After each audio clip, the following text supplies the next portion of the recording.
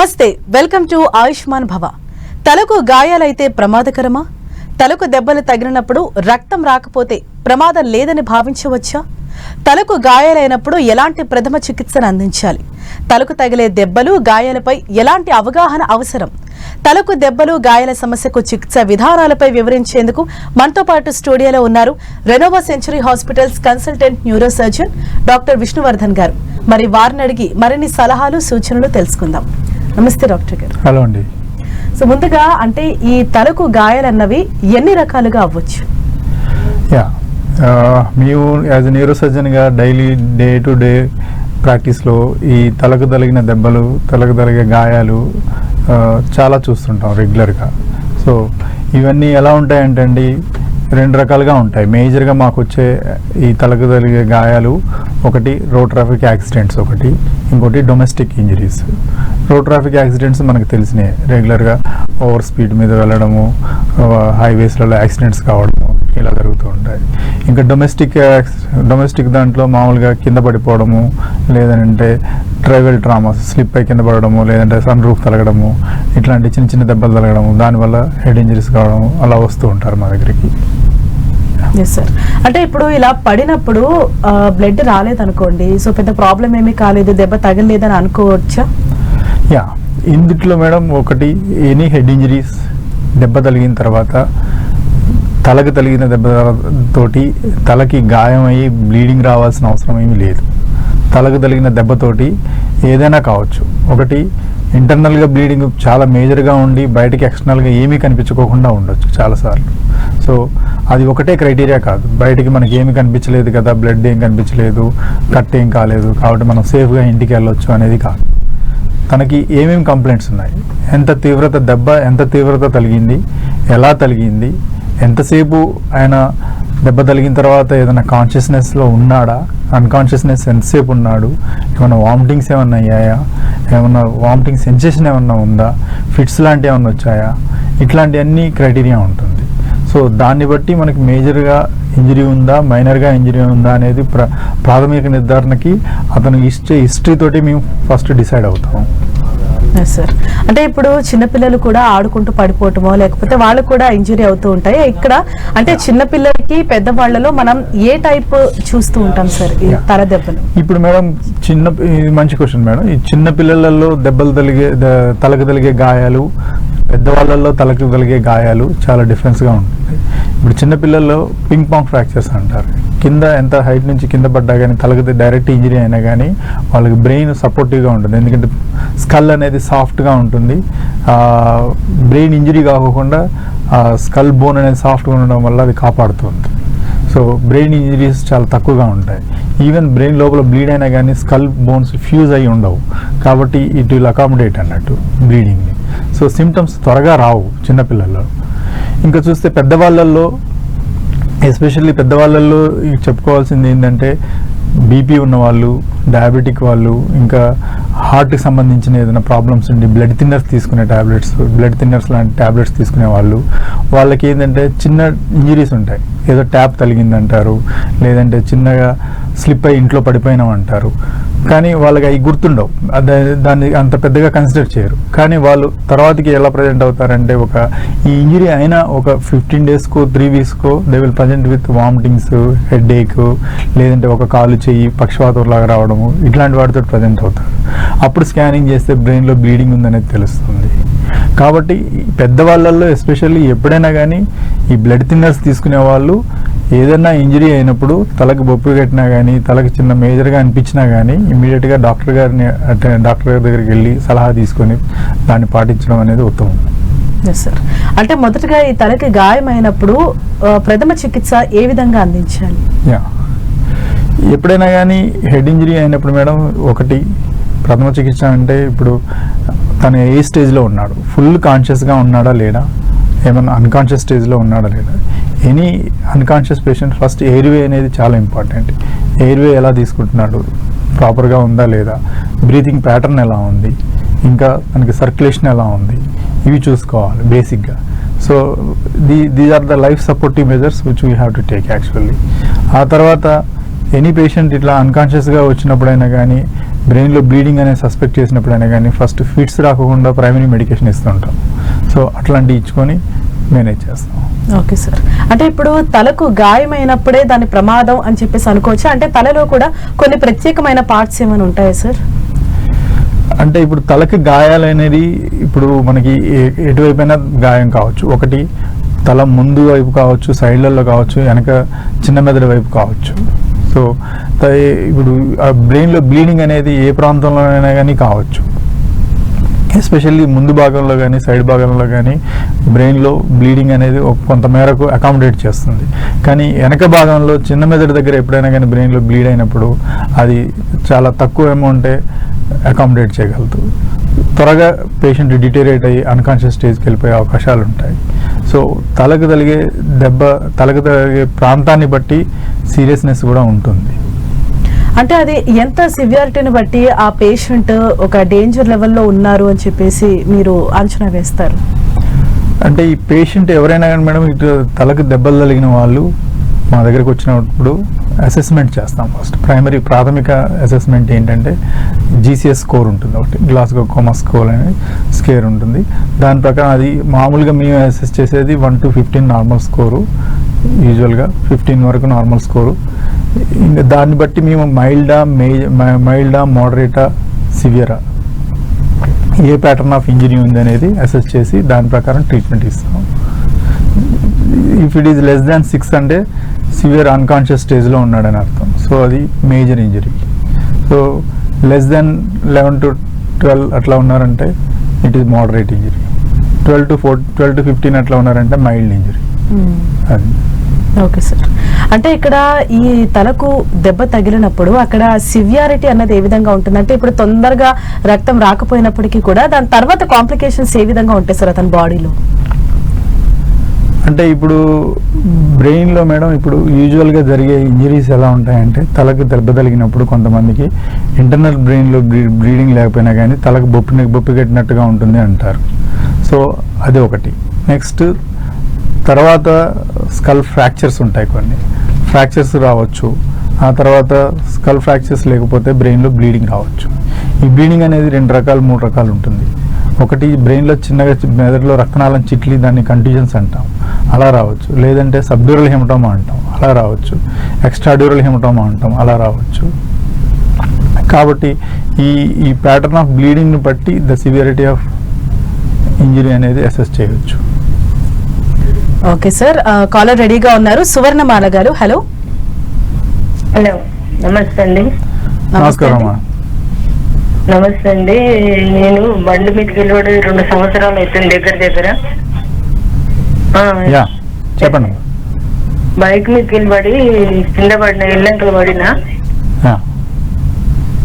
2 సంవత్సరాలు అయిందమ్మా? రేపు ఉగాది వస్తే 2 సంవత్సరాలు అయితే. ఓకే అమ్మా. ఇది మందులు నడుస్తున్నాయి, అన్ని నడుస్తున్నాయి, కానీ కుడి బాధన తిమ్మిరి పట్టినట్టు అయితే నెత్తిలో ఎక్స్రే తీసారు, అన్ని తీసారు, బాగున్నాయని చెప్తున్నారు. కానీ చెప్పండి అమ్మా, ఇప్పుడున్న కంప్లైంట్స్ ఏంటమ్మా? నెత్తిలా తిమ్మిరి పట్టినట్టు వస్తుంది మధ్య మధ్యలో కుడి బాధకు. ఓకే. అప్పుడు ఏమన్నారమ్మా? 2 సంవత్సరాల క్రితం ఏమన్నా బ్రెయిన్ లో బ్లీడింగ్ అయిందని చెప్పారమ్మా? ఏం చెప్పలేదు, బాబుతోనే మాట్లాడిండ్రు కానీ నాతో ఏం చెప్పలేదు. ఓకే. బయటికి పోమని చెప్పిండ్రు నాకు, వాళ్ళే మాట్లాడిండ్రు. ఇప్పుడు మళ్ళీ ఏమైనా సిటీ స్కాన్ ఏమైనా చేశారమ్మా? ఏం చేసిండ్రు కానీ బాబుతోనే మాట్లాడుతున్నారు, నాతో ఏం చెప్తలేరు. నేను 65 సంవత్సరాలు ఉన్నా ఇప్పుడు. హెడ్ ఏక్ ఏమైనా ఉందమ్మా? తలనొప్పి కానీ అట్లా? తలనొప్పి ఎప్పుడేమి ఉండదు, కానీ ఉంటుంటేనే ఒక్కొక్కసారి చక్కెర వచ్చినట్టు అవుతుంది, ఒక్కొక్కసారి కాలు. మీకు బీపీ షుగర్ ఏమైనా ఉన్నాయమ్మా? మేము బీపీ షుగర్ ఏం లేదు. ఓకే. అంటే చూడండి అమ్మా, మీకు తలనొప్పి ఎక్కువగా లేదు, ఓన్లీ తల తిమ్మిరిలాగానే ఉంది, తల మీద మంటలాగా ఉంది అని అంటే అది పెద్ద సిగ్నిఫికెంట్ ప్రాబ్లం. తలకు ఎప్పుడో 2 సంవత్సరాల క్రితం తగిలిన దెబ్బకి దీనికి సంబంధం లేదమ్మా. కాబట్టి దాని గురించి మీరు ఎక్కువ ఆలోచించమాకండి. ఇంకా వేరే ఏమైనా ఇబ్బందులు ఏమైనా ఉన్నాయేమో రెగ్యులర్గా ఫిజిషియన్ కన్సల్ట్ అయ్యి ట్రీట్మెంట్ చేయించుకోండి. బీపీ ఇవన్నీ రెగ్యులర్గా చెక్ చేయించుకోండి. Yes sir. Yeah. అంటే ఇప్పుడు తలకి ఇలాగా గాయమైనప్పుడు చికిత్స తర్వాత మళ్ళీ వాళ్ళకి లాంగ్ రన్ లో మళ్ళీ అది ఎఫెక్ట్ అయ్యే అవకాశం ఉందా?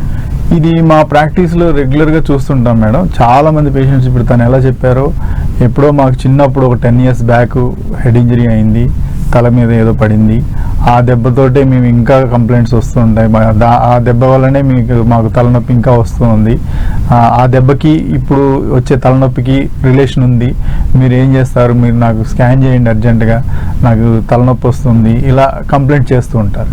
కానీ ఎప్పుడో 10 years బ్యాక్ దెబ్బ తగిలిన దానికి ఇప్పుడు వచ్చే కంప్లైంట్స్కి అసలు పొంతనే ఉండదు.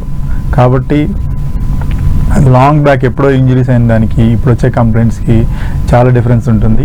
ఇప్పుడు వచ్చే కంప్లైంట్స్ ఎందుకు వస్తున్నాయి అనేది వేరే కారణాలు ఉంటాయి, అవి అవి ఎవాల్యుయేట్ చేసుకొని ట్రీట్మెంట్ చేయించుకోవాలి. Yes sir. అంటే వన్స్ ఈ హెడ్ ఇంజరీకి మనం ట్రీట్మెంట్ తీసుకున్న తర్వాత వాళ్ళ లైఫ్ స్టైల్ ఎలాంటి చేంజెస్ చేసుకోవాలి, ఆ మెడిసిన్స్ అవన్నీ కూడా లాంగ్ రన్ లో వాడాల్సిందేనా? Yeah, is a good question. ఇప్పుడు చాలామంది ఇప్పుడు తలకు దెబ్బ తగిలిన తర్వాత బ్రెయిన్లో బ్లీడింగ్ ఉందా లేదా, మైల్డ్ ఇంజరీ మేజర్ ఇంజరీ అనేది నిర్ధారణ అయిన తర్వాత, బ్రెయిన్లో బ్లీడింగ్ ఉంది అనేది తెలిసిన తర్వాత వాళ్ళకి వాడాల్సిన ట్రీట్మెంట్ డిఫరెంట్గా ఉంటుంది. ఏది బ్రెయిన్లో బ్లీడింగ్ ఉందంటే చాలా వరకు మేము ఏం చేస్తామంటే ఫిట్స్ రాకుండా ఉండే ట్రీట్మెంట్ టాబ్లెట్స్ ఇస్తాం.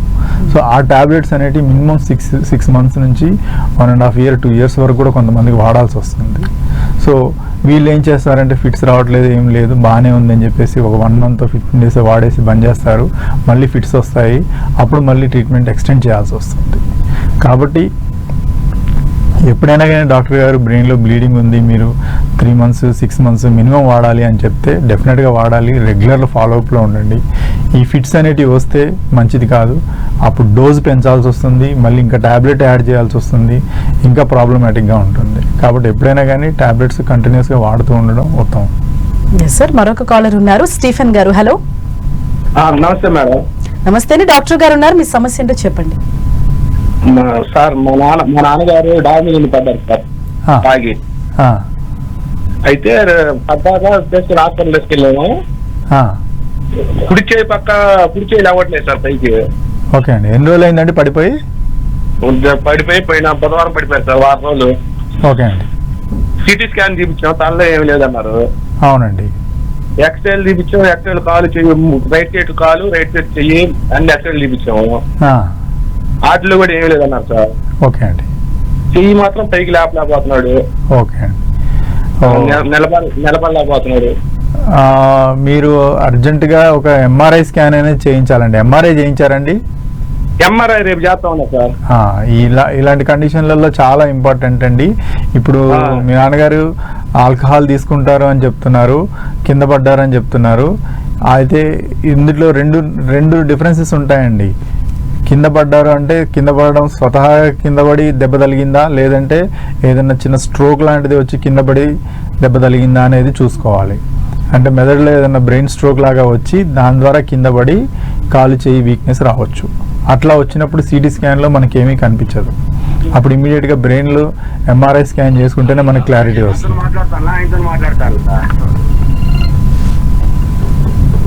హలో చెప్పండి. సరే సరే సార్.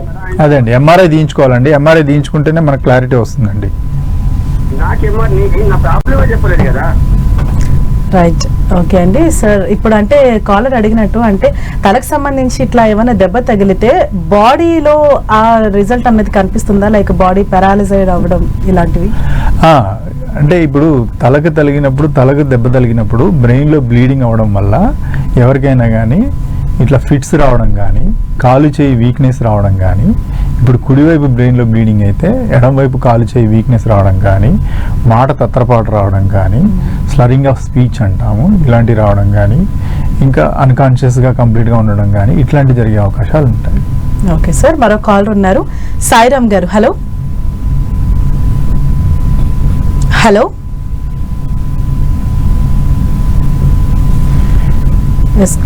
మరో కాల్ ఉన్నారు, విజయ్ కుమార్ గారు. హలో. హరీష గారు నమస్తే అండి. డాక్టర్ గారు నమస్కారం అండి.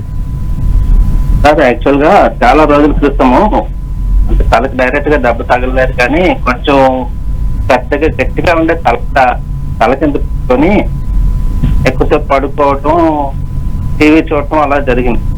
అండి. ఆ తర్వాత నుంచి నెక్ దగ్గర, బ్రెయిన్ దగ్గర, లేకపోతే నరాలు ఏమైనా డిస్టర్బ్ అయినట్టు నిద్ర పట్టకపోవటం, మెడ నొప్పి లాంటి అంటే అలాంటివి వస్తున్నాయి.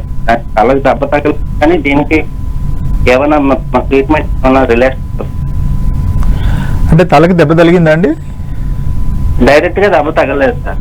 కాకపోతే నెక్ దగ్గర నుంచి ఆ తల గట్టిగా తలగడ పెద్ద తలగడ పెట్టుకొని ఎక్కువసేపు టీవీ చూడటం.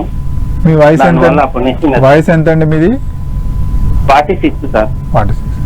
అంటే తల వెనుక భాగంలో నొప్పి వస్తుందండి? నొప్పి లేదు కానీ ఇప్పుడు నిద్ర పట్టలేకపోవటం, నిద్ర పట్టినప్పుడే ఒక తలంతా బరువు ఎక్కినట్టు అయిపోతాం.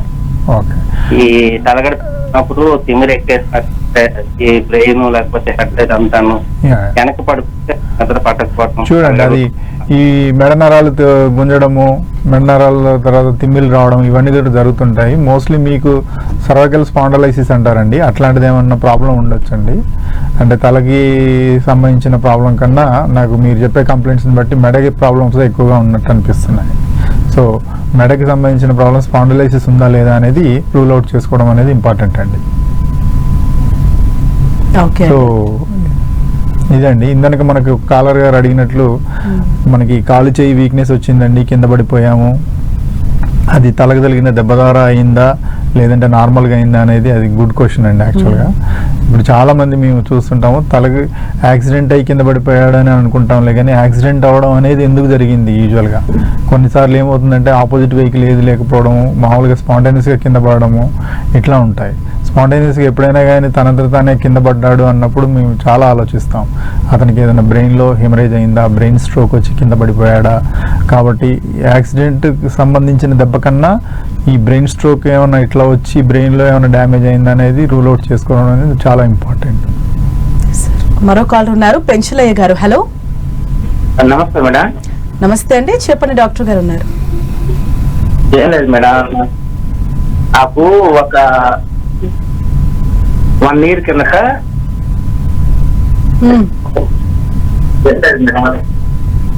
ఏంటండి? 1 year కిందట నాకు కుర్చీ కొద్దిగా నొప్పిగా సత్తుగా అనిపిస్తుంది మేడం.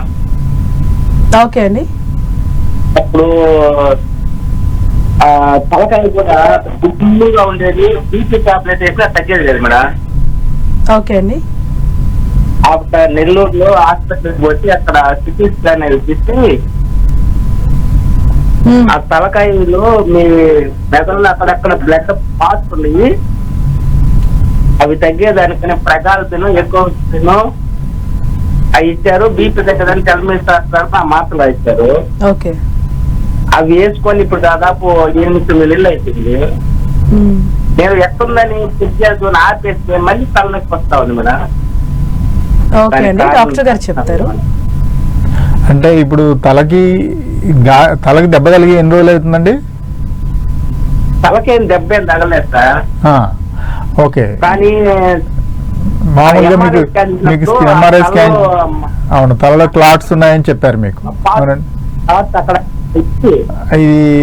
ఇది చాలా కన్ఫ్యూజింగ్గా ఉంటుందండి చాలా మంది పేషెంట్స్కి. మామూలుగా వైద్యులు చెప్పేది ఏంటంటే బయట బ్లడ్ క్లాట్ ఉంది, చిన్న చిన్న క్లాట్స్ ఉన్నాయి, మీకు సిటీ స్కాన్లో చిన్న చిన్న క్లాట్స్ ఉన్నాయి, ఎంఆర్ఐలో దీనికి వైద్యం చేస్తుంటాం, దీనికి ట్రీట్మెంట్ చేయించుకోండి అంటుంటారు. కానీ అది ఏంటంటే చిన్న చిన్న ఇన్ఫాక్ట్స్ అండి, స్మాల్ ఇన్ఫాక్ట్స్ అంటారు. ఎక్కడెక్కడైతే బ్లడ్ సప్లై అనేది తగ్గుతుందో వాటిని స్మాల్ ఇన్ఫాక్ట్స్ అంటారు, లాక్నర్ ఇన్ఫాక్ట్స్ అంటారు. అట్లాంటి వాటిని వాళ్ళ లాంగ్వేజ్లలో క్లాట్స్ అని అంటేనే వాళ్ళకి అర్థమవుతుంది కాబట్టి క్లాట్స్ ఉన్నాయి, దీనికి ట్రీట్మెంట్ చేస్తున్నాం అని అంటారు. కానీ క్లాట్స్ అనేది బేసిక్గా ఏదైనా ఇంజరీ అయితే వచ్చేటి, లేదంటే రక్తనాళం చిట్లి అక్కడ వచ్చేటి, కానీ ఇట్లా వచ్చేటి అయితే కాదండి. నెక్స్ట్ కాలర్ ఉన్నారు, శర్మ గారు. హలో, నమస్కారం అండి. నమస్తే అండి. డాక్టర్, ఇది నా వైఫ్ కి ప్రాబ్లం ఉందండి. అది డాక్టర్ డయాగ్నోస్ చేసి సయాటిక్ అని చెప్పారు. ఆల్మోస్ట్ 10 to 12 years నుంచి దానికి హిప్ బోన్ దగ్గర నుంచి రైట్ సైడ్ ఫుట్ దాకా పెయిన్ వస్తుంటుంది. ఏం ట్రీట్మెంట్ అంటే ప్రత్యేకంగా ఏం జరగలేదు, ఎందుకంటే ఎంతమంది డాక్టర్ దగ్గరికి వెళ్ళినా ఏం చేసినా అది ఒక రకమైన రిలీఫ్ కూడా రావట్లేదు, కంటిన్యూస్ పెయిన్స్ ఉన్నాయి. దీనికి ఏమైనా మార్గం ఉందా, లేకపోతే డైరెక్ట్ అంటే అది ఒకసారి వచ్చిందంటే ఇంకా అట్టగిట్టే అంటే ఈ 2 రకాల ప్రాబ్లమ్స్ అండి. మీరు చెప్పే కంప్లైంట్స్ ని బట్టి ఒకటి స్పైన్ ప్రాబ్లం ఉందా, హిప్ జాయింట్ ప్రాబ్లం ఉందా అనేది 2 రూల్ అవుట్ చేసుకోవాలండి. ఇది ఎంఆర్ఐ తీసుకుంటే మీకు క్లారిటీ వస్తుంది. నిజంగా షియాటికా ప్రాబ్లం ఉందంటే లంబార్ డిస్క్ ఏమైనా ఉందా ప్రాబ్లం చూసుకోవాలి, దానికి ట్రీట్మెంట్ చేసుకోవాలండి. అండ్ హిప్ జాయింట్ ప్రాబ్లం ఏమైనా ఉందంటే ఆర్థోపెడిక్ డాక్టర్ కలవాలండి. Yes sir. అంటే ఇప్పుడు ఇక్కడ నరాలు గుంజడం కానీ లేకపోతే నరాలు పెయిన్ రావటం కానీ ఇవన్నీ జరుగుతూ ఉంటే దీనికి తలకి ఏమన్నా కనెక్షన్ ఉందంటారా? లేదండి, దానికి బ్రెయిన్కును నరాలకు సంబంధించిన ప్రాబ్లంకి కనెక్షన్ ఏమి ఉండదండి. యూజువల్గా సర్వైకల్ స్పాండిలైసిస్ ఉన్నా కానీ, లంబార్ స్పాండిలైసిస్ ఉన్నా కానీ అట్లాంటి వాళ్ళకి యూజువల్గా ఈ కాళ్ళు చేయి గుంజడం అట్లాంటి తిమ్మిలు రావడం ఉంటాయండి. Yes sir. అంటే ఇప్పుడు ప్రెసెంట్ ఉన్న సిచ్యుయేషన్లో సొసైటీలో ఈ తలకు గాయాలు జరిగినప్పుడు అంటే ఇమీడియట్గా ఏ విధంగా రియాక్ట్ అవ్వాలి, ఎలాంటి అవగాహన అన్నది ఉండాలి ప్రజల్లో అంటారు? సో యూజువల్గా మనకు అవగాహన అంటే ఎట్లా మనం యాక్సిడెంట్స్ ఎట్లాంటి తప్పించుకోవాలి, ఎలా తప్పించుకోవాలి అని అడుగుతున్నారా? సో ఇవన్నీ మనకందరికీ తెలిసినవి. ట్రాఫిక్ నిబంధనలు పాటించడం, హెల్మెట్ ధరించడము, సీట్ బెల్ట్ ధరించడము, ఓవర్ స్పీడ్ పోకుండా ఉండడము, ఇవన్నీ జాగ్రత్తలు తీసుకోవడం చాలా ఇంపార్టెంట్ అండి. అండ్ సార్ ఇప్పుడు చాలా మంది కూడా కొన్ని ఇయర్స్ నుంచి ఇలా సివియర్ హెడేక్ తోటి బాధపడుతున్నాం అని చెప్పేసి అంటారు. ఏదో తలలో ఏదో ఉంది, తల తిరగటము లేకపోతే ఆల్ ఆఫ్ సడన్ గా కుప్పకూలిపోవటం ఇలాంటివన్నీ జరుగుతుంటాయి. అంటే దీనికి కూడా తలకి దీనికి ఏమన్నా లింక్ ఉందంటారా? అంటే ఇలా చాలా రోజుల నుంచి హెడేక్ రావడము, సడన్గా కుప్పకూలిపోవడం ఇవన్నీ కూడా ఏంటంటే అండి ప్రాపర్ హెల్త్కి సంబంధించిన ప్రాపర్ రెగ్యులర్ చెకప్స్ లేకపోవడం వల్ల, వాళ్ళకి ఏదైనా బీపీ అనేది సడన్గా షూట్ అవ్వడం వల్ల, బీపీ అనేది కంట్రోల్ లేకపోవడం వల్ల, ఏదైనా షుగర్ ఇట్లాంటి ప్రాబ్లమ్స్, కొలెస్ట్రాల్ ఎక్కువగా ఉండడం వల్ల కూడా ఇట్లాంటి ప్రాబ్లమ్స్ జరుగుతుంటాయండి. ఇవి రెగ్యులర్గా చెకప్ చేయించుకుంటూ ఉండి, రెగ్యులర్ ఎక్సర్సైజ్ చేసుకుంటూ, రెగ్యులర్గా యాక్టివ్గా ఉన్న వాళ్ళకి ఇట్లాంటి ప్రాబ్లమ్స్ ఏం రావండి. Okay sir. అంటే సార్ ఇప్పుడు పిల్లల్లో ఎవరైతే ఈ దెబ్బలు తగులుతూ ఉంటాయో వాళ్ళందరికీ కూడా అంటే సర్జరీ అన్నది మస్టా? యా, ఇప్పుడు సర్జరీ అనే ప్రాబ్లంకి వచ్చినప్పుడు సర్జరీ అనేది హెడ్ ఇంజరీస్లలో ఎప్పుడు రోల్ ఉంటుంది, ఎలా ఉంటుంది అనేది మనం తెలుసుకుందాం. ఒకటి, బ్రెయిన్లో తలకు దెబ్బ తగిలినప్పుడు బ్రెయిన్లో బ్లీడింగ్ అనేది సివియారిటీని బట్టి మేము డిసైడ్ చేస్తాం. అలాగే పేషెంట్ కాన్షియస్నెస్ ఎలా ఉన్నాడు, కాన్షియస్నెస్ స్టేజ్ ఎలా ఉంది అనే దాన్ని బట్టి డిసైడ్ చేస్తాం. బ్రెయిన్లో బ్లీడింగ్ అనేది ఏ స్టేజ్లో ఉంది, సివియర్ స్టేజ్లో ఉన్నప్పుడు డెఫినెట్గా కొన్ని కండిషన్స్ ఉంటాయి, కొన్ని ఇండికేటర్స్ ఉంటాయి. దాని ప్రకారం బ్రెయిన్కి ఆపరేషన్ చేయాలి అని అంటే బ్రెయిన్కి ఆపరేషన్ చేస్తాం. ఆ తర్వాత ఏ విధమైన ఆపరేషన్ చేస్తామంటే యూజువల్గా ఎమర్జెన్సీ ఇవన్నీ లైఫ్ సేవింగ్ ఆపరేషన్స్. ఎప్పుడైనా కానీ డాక్టర్ గారు ఎక్కడైనా మేము చాలాసార్లు చూస్తుంటాం, తలకి దెబ్బ తగిలి బ్రెయిన్లో బ్లీడింగ్ అయ్యి హాస్పిటల్లో ఎమర్జెన్సీలో ఉన్నప్పుడు డాక్టర్ గారు ఎవరైనా చెప్పినప్పుడు దీనికి ఎమర్జెన్సీగా ఆపరేషన్ చేయాలండి అంటే వాళ్ళు ఏం ఆలోచిస్తారంటే ఇంకో హాస్పిటల్కి వెళ్తామండి, ఇంకో డాక్టర్ గారిని కలుస్తామండి, ఇంకో దగ్గరికి వెళ్తామండి. ఎప్పుడు అట్లాంటి పని చేయమాకండి. అక్కడే ఉండి ఏదైనా ఒపీనియన్ తీసుకోండి, కానీ పేషెంట్ని 2-3 హాస్పిటల్ ఎప్పుడు తిప్పొద్దు. ఎందుకంటే ద గోల్డెన్ టైం అనేది పోతుంది. సో బ్రెయిన్కి సంబంధించిన ఏదైనా కానీ కొన్నిసార్లు ఇమ్మీడియట్గా వితిన్ 6 అవర్స్లో ఏదైనా ఇంటర్వెన్షన్ చేసుకునేది ఉంటే రికవరీ అనేది చాలా బాగుంటుంది. కాబట్టి టైం వేస్ట్ చేయకపోవడం మంచిది. Yes sir. కాలర్ రెడీగా ఉన్నారు, నాగశేషు గారు. హలో హలో హలో నమస్తే అండి, డాక్టర్ గారు ఉన్నారు, మీ సమస్య ఏంటో చెప్పండి. మా బాబుకి ఫిట్స్ అండి. ఒకసారి చెప్పండి అమ్మా. హలో చెప్పండి అమ్మా. అదే ఫిట్స్ అండి. ఆ బాబుకి జ్వరం వచ్చిందండి. జ్వరం తగ్గిపోయిన తర్వాత ఫిట్స్ వచ్చింది. ఓకే. జ్వరం తగ్గిపోయిన ఒక 4 రోజుల తర్వాత ఫిట్స్ వచ్చింది. ఓకే. ఆ తర్వాత ఫిట్స్ వచ్చింది కానీ మందులు వాడినా కూడా మళ్ళీ కొంచెం కంటిన్యూ అయిందండి. ఒక 2 days వేరే టాబ్లెట్ వాడాము తెలియక, అప్పుడు మళ్ళీ అదే రిపీట్ అయిందండి. బాబు ఏమో ఇప్పుడు 10th క్లాస్ చదువుతున్నాడండి. చదువుకి ఏమి ఇబ్బంది ఉండదు కదండి? అంటే జ్వరం వచ్చి ఫిట్స్ వచ్చిందమ్మా? అవును సార్. అంటే యూజువల్గా ఇప్పుడు జ్వరం తగ్గిపోయింది. అంటే జ్వరం తోటి వచ్చే ఈ ఫిట్స్ ని ఫెబ్రైల్ సీజర్స్ అంటారమ్మా. అవి నార్మల్గా కొన్ని రోజులు మెడిసిన్స్ వాడుకుంటే తగ్గిపోతుంది. ఎప్పుడైనా ఎంఆర్ఐ స్కాన్ చేశారమ్మా? లేదు సార్. ఎంఆర్ఐ స్కాన్ చేయించండి అమ్మా, ఫిజిషియన్ గారిని కలవండి, కొన్ని ట్రీట్మెంట్ ఫాలో కండి. Yes sir. అంటే జనరల్గా ఇలా తలకు సంబంధించి ఏదైనా జరిగినప్పుడు సొంత మెడికేషన్ అనేది ఎంతవరకు ఉపయోగపడుతుంది? సొంత మెడికేషన్ అనేది మేడం ఇప్పుడు పేషెంట్ సివియారిటీ ఆఫ్ ఇంజరీని బట్టి ఉంటుంది. ఇప్పుడు ఎంత సివియర్గా ఇంజరీ అయింది అనేది కొన్ని చెప్పాము మనం ఇందాక డిస్కస్ చేసుకున్నట్టు. చిన్నపిల్లలలో ఒకటి, పెద్దవాళ్ళల్లో ఒకటి. ఇది చిన్నపిల్లల్లో ఎప్పుడైనా కానీ సొంత వైద్యం అనేది ఎప్పుడు పనికిరాదు. పిల్లలు నార్మల్గా ఉంటారు, సడన్గా డిటేరేట్ అయిపోతారు. పెద్దవాళ్ళల్లో కూడా నేను చెప్పినట్టు బ్లడ్ థిన్నర్స్ ఇట్లాంటి ట్యాబ్లెట్స్ తీసుకునే వాళ్ళు మనకు తెలియకోకుండా ఫస్ట్ స్కాన్ ఇమీడియట్ స్కాన్ చేసినా కానీ సిటీ స్కాన్ నార్మలే ఉంటుంది, ఎంఆర్ఐ నార్మలే ఉంటుంది. బట్ ఆఫ్టర్ 4-5 వీక్స్ తర్వాత చూస్తే బ్రెయిన్లో స్లోగా బ్లడ్ లీక్ అవుతూ ఉంటుంది. మ్యాసివ్ హెమటోమా తోటి అన్కాన్షియస్ స్టేజ్ తోటి ప్రజెంట్ అవుతూ ఉంటారు. కాబట్టి సొంత వైద్యం అనేది అన్ని విధాల అన్ని సమయాలలో పనికిరాదు, జాగ్రత్తలు తీసుకోవాల్సిన అవసరం ఉంది. Right, thank you so much sir. అంటే ఇప్పుడు ఎటువంటి ట్రీట్మెంట్స్ అందుబాటులో ఉన్నాయి, ఎటువంటి జాగ్రత్తలు తీసుకోవాలో తెలియజేసినందుకు thank you so much. Right, thank you.